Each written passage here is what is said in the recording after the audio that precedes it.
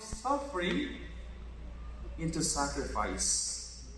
From suffering into a sacrifice. From the Latin word sacrificium and sace, meaning holy, and to offer it for another. To offer it for another and to make it a holy. Thus, it's no longer about us, ourselves, but also for other people. For someone whom we are offering this kind of suffering, that it becomes sacrifice. Love transforms our suffering into a sacrifice. In fact, for Christ, it is a redeeming love. I believe all of you have made sacrifices in one way or the other, right? Yes. Parents here made sacrifices for their children. Couples here made sacrifices for their beloved. And servants here made sacrifices to be of service to other people. We all have, in one way or the other, made sacrifices for something because it is a proof that we have love. When we have sacrifice, it is a proof that we have love. Ito'y tanda na tayo ay nagmahal. Sino ba daw dito ang nagmahal na hindi nag-sacrifice para sa kanyang minamahal? Sino ba dito ang nagmahal na hindi nasaktan, naghirap? Because apparently, it's an integral part of loving, that sacrifice. And there's this classic question in theology: did God really die and did he really suffer on the cross? Yung Diyos ba, nung si Jesus ipinako, siya ba ay totoong naghirap at namatay sa krus? Yung Diyos ba nasaktan din noong napako si Jesus sa krus? What do you think? Yes. No, because He's God. Bakit? Yes, because He's God. There's this one theologian who said, Sakit. if God is not capable of suffering, then He is not capable of loving. If God is not capable of suffering, then He is not capable of loving. And thus, God really suffered and died on the cross because of that kind of love. Thus, the cross of Christ is a symbol of His love, of His sacrifice for us. In the earlier times, in the year 300 AD, the cross is not being used as a Christian symbol. They use the symbol of fish, the shepherd, and other things, but they do away with the cross because it is a symbol of torture, of pain.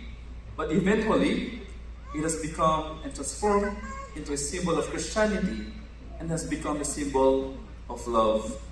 And this God who offered His life for us, who sacrificed for us, made the cross a symbol of how we are to love one another.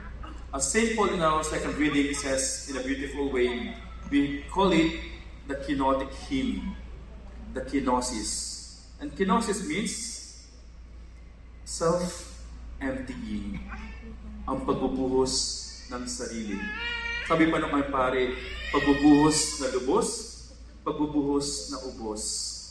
To pour the outpouring of oneself for the beloved, to fill up the emptiness in the beloved, to fill out the brokenness in the beloved, to fill out the darkness with Himself through His giving of Himself, ang pagbibigay ng sarili para sa Kanyang minamahal.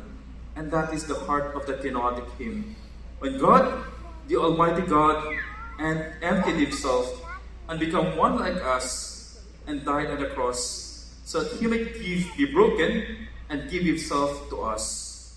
Yung Diyos na makapangyarihan, nagpakatao, and being broken in order to give Himself to us. And that is what love does to the beloved. Pinupunuan yung Kanyang minamahal, hinihilom yung Kanyang minamahal, at inihahanda yung Kanyang pagmamahal para sa Kanyang minamahal, so that His beloved will become filled and whole again, naghihilom, nagpupuno ng Kanyang minamahal. And it is said that when our first parents were driven out of paradise, Adam and Eve, In the Garden of Eden, they lost access to the tree of life. So hindi na sila makakain ng galing sa puno ng buhay. And so God, in His wisdom and love, brought the tree out of Eden so that we might eat from the tree of life. And that is the tree of the cross. Yung Diyos, sobrang niyang pagmamahal, dahil tayo ay hindi karapat-dapat doon sa paraiso, He brought out the tree of life so that we may too have life in Christ. And so, dear brothers and sisters, this is the cross of Christ. This is a cross, the symbol of God's love for us. Kung paano siya nagmahal, nagsakripisyo para sa kanyang minamahal, at ibinigay ang sarili sa kanyang pagmamahal. And we Christians, as we do the symbol of cross in ourselves, are called to do the same. To be also able to sacrifice for our beloved, to become symbols of cross for other people, maging simbolo ng pag-ibig, ng pagbibigay ng sarili para sa ating kapwa. According to the study, what is the most prominent and recognizable symbol in the whole world? Ano daw yung pinaka-kilala na simbolo sa buong mundo? Guess what? The cross? Hindi po. It is the arches, the two arches of McDonald's. And the cross only comes second. So masikat pa yung McDonald's is the cross of Christ. And we Christians are called to make the symbol of cross more prominent than McDonald's. It means we Christians have this possibility to make Christ known to other people, to make the symbol of cross, of self-giving, of self-sacrificing alive in their hearts.